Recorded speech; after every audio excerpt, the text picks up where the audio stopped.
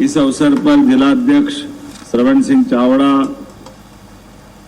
Housing board के chairman ओम जैन जी, श्रीमान प्रताप करोसिया जी, यहाँ के पार्षद भारत सिंह रघुवंशी जी, किसी भी स्थान पर सच में आज मैं जहां जिस स्थान पर जिस जगह का यह हॉस्पिटल का लोकार्पण हो रहा है, सच में कैलाश जी भाई साहब ने कहा है वो बात सही है।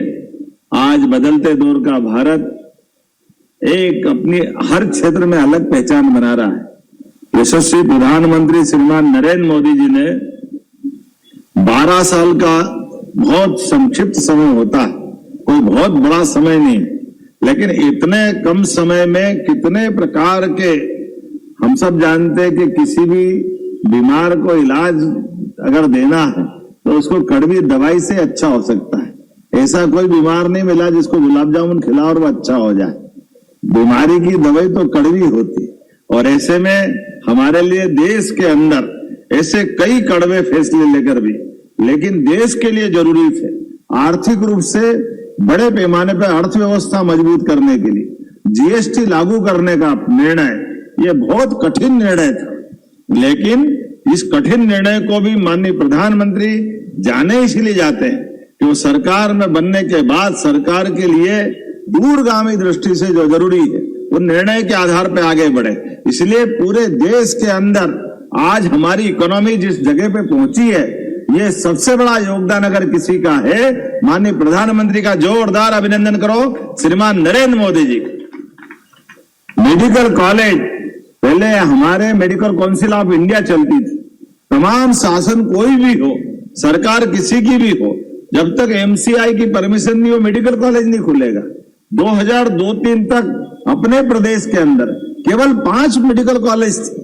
1955-56 से मध्य प्रदेश के बाद 55 साल में 5 मेडिकल कॉलेज, और मेडिकल कॉलेज में यूजी की सीट केवल 500 मेडिकल कॉलेज की सीट में हमारा इतना बड़ा राज्य और उसमें जितनी संभावना है, लेकिन जो भी है आप समझो, मुझे इस बात की प्रसन्नता है यशस्वी प्रधानमंत्री ने एनएमसी लगाते हुए आज मेडिकल कॉलेजों की संख्या भी बढ़ाई, और मेडिकल कॉलेज के लिए आज अपने प्रदेश के अंदर बात देखता हूं तो मुझे ध्यान में आता कि 5,500 यूजी की सीट अपने प्रदेश के अंदर हो गई। जोरदार अभिनंदन करें। ये जो वर्तमान का समय, प्राइवेट और गवर्नमेंट मिलाकर के 5 से बढ़कर 33 मेडिकल कॉलेज आज हमारे राज्य में हुए, और ये 2.5 साल के अंदर बचे हुए सारे कॉलेज जोड़ेंगे तो 52 मेडिकल कॉलेज अकेले अपने मध्य प्रदेश में होंगे।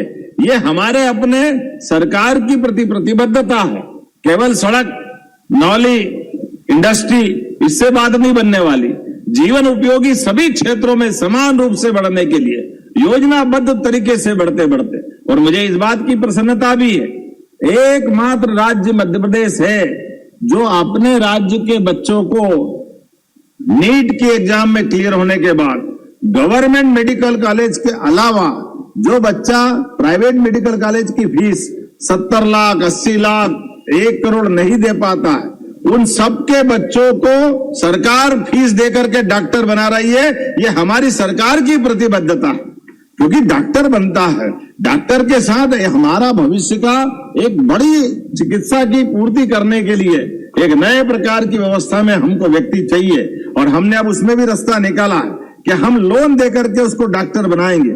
मेडिकल कॉलेज बड़ी संख्या में खुले, लेकिन प्राइवेट मेडिकल कॉलेज में भी बच्चे पढ़े, और पढ़ करके 4 साल, 5 साल, 6 साल वो शुरुआत में डॉक्टर बनने के बाद हमारा लोन चुका दे, उसके बाद वो चाहे तो नौकरी करे या चाहो तो वो आगे बढ़े, लेकिन बच्चा डॉक्टर बनने के लिए उसकी अगर क्षमता, योग्यता है, बुद्धिमत्ता है, तो सरकार के माध्यम से उसकी मदद करने के लिए हमारी सरकार तैयार है।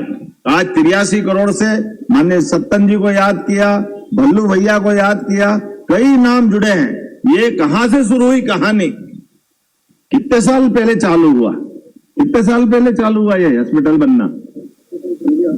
कोई 17 साल, कोई 18 साल, कोई 20 साल है ना। लेकिन आप भगवान की दया से जब चाहे जो होना हो जाए, लेकिन कहां से धीरे धीरे करके 100 बेड से चालू होते हुए अगर आप पूरी क्षमता से 83 करोड़ का ये हॉस्पिटल 300 से ऊपर बेड के माध्यम से जनता की सेवा करेगा।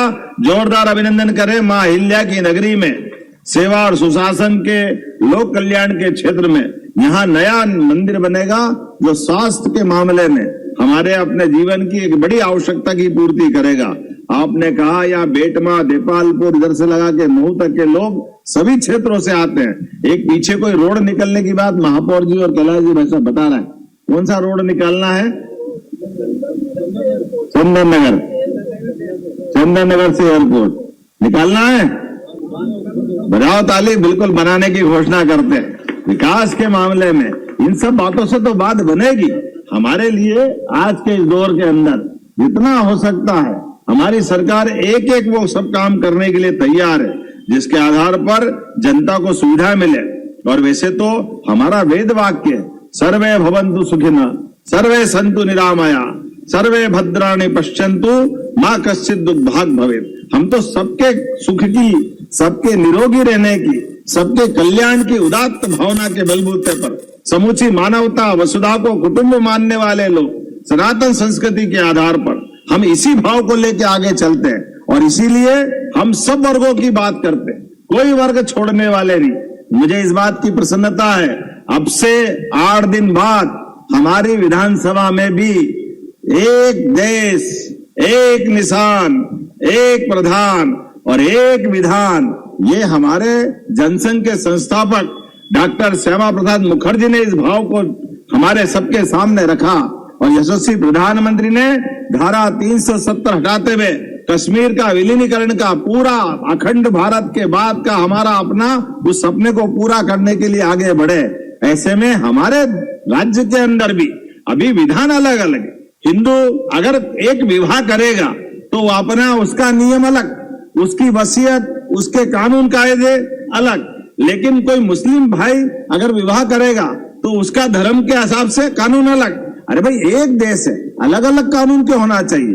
अगर रामचंद्र एक शादी करता है तो रहीम से भी एक ही शादी की अपेक्षा की जा सकती है। मुस्लिम बहनें भी हमारी बहनें, उनके जीवन में भी तो कष्ट आएगा, उनको क्यों अलग कर सकते हैं? हमारे देश के अंदर आज के इस दौर के अंदर हमने ये इस भाव को रखा है। और मुझे इस बात की प्रसन्नता है, पूरे प्रदेश में हम एक समान कानून लगाने के लिए धीरे धीरे करके विधानसभा की तरफ बढ़ रहे हैं।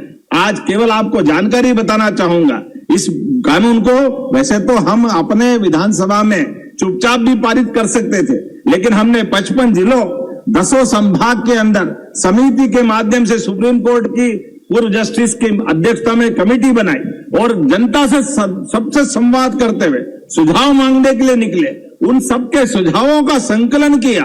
55 जिलों के अंदर लगभग 10 लाख से ज्यादा भाइयों बहनों से सुझाव लिए, सभी धर्मों के लोगों से, सभी राजनीतिक दल के लोगों से भी। मैं जवाबदारी के साथ कहना चाहूंगा, जब हम सबसे बात करने की तरफ बढ़ते हैं तो कांग्रेस ने हमेशा की तरह अपना 2 मुंहा रोल रखा। कांग्रेस उस कमेटी की बैठक में आने से भाग गई। उनने कहा हम अपना कोई मत नहीं बताएंगे, क्योंकि उनके मत में हमेशा हिंदू मुसलमान होता है। वो उनकी निगाह में वोट बैंक का बड़ा चिंता पालते हैं। यही कारण है कि धार की भोजशाला हो या एक समान कानून लगाने वाली बात, दोनों से कांग्रेस मुंह चुराने का काम करती। ऐसे में पता नहीं क्या चक्कर है। सनातन संस्कृति के लिए राजा भोज की नगरी धार के अंदर भी हमने कहा भोजशाला का वो स्थान न्यायालय में है और न्यायालय के निर्णय का पालन कराने के लिए हमारी सरकार प्रतिबद्ध है। जो न्यायालय निर्णय करेगी हम सिर आंखों पर उस निर्णय को पालन करने के लिए आगे बढ़े, ये हमारी प्रतिबद्धता धार के लिए भी है। इसी प्रकार से समान रूप से इसी विधानसभा के अंदर हमारे कोई भी धर्म के हो, सभी धर्मों के सबका सम्मान करते हुए एक समान कानून लाने के लिए हमारी सरकार इसी वर्षाकालीन सत्र में इसको पास कराने के लिए आगे बढ़ रही है। ये हमारी अपनी प्रतिबद्धता है। हम अपने राज्य के कल्याण के लिए, राज्य के नागरिकों के जीवन की बेहतरी के लिए सभी प्रकार के वो काम करने के लिए आगे बढ़ रहे हैं, जिसके कारण से आज भारतीय जनता पार्टी दुनिया की सबसे बड़ी पार्टी बनकर के दुनिया का सबसे बड़ा लोकतांत्रिक देश और दुनिया का सबसे युवा देश भी अपनी समस्याओं को भी जानता है, समस्या के निवारण करने की तरफ भी आगे बढ़ रहा है और जनता के कल्याण के लगातार काम करते जा रहा है। इसलिए किसान कल्याण वर्ष में किसानों की बेहतरी के लिए काम कर रहे हैं, युवाओं को रोजगार दिलाने की दिशा में काम कर रहे हैं, युवाओं की जिंदगी बेहतर बनाने के लिए हमने 2 दिन पहले सेमीकंडक्टर, AI, तमाम प्रकार की आधुनिक व्यवस्थाओं के बलबूते पर, युवाओं की बुद्धिमत्ता के बलबूते पर मध्य प्रदेश को आगे बढ़ाने के लिए उस दिशा में भी आगे बढ़ रहे हैं और जीवन की जरूरी चीजों के लिए भी इसी तरह आगे बढ़ रहे हैं। और इसी के साथ साथ अब हमारे प्रदेश के अंदर एविएशन के क्षेत्र में, विमानन के क्षेत्र में भी मध्य प्रदेश आगे बढ़ रहा है। एक तरफ हम किसान कल्याण की बात कर रहे हैं, दूसरा आज ही इंदौर से अबू धाबी की भी एक नई फ्लाइट शुरू हो रही है।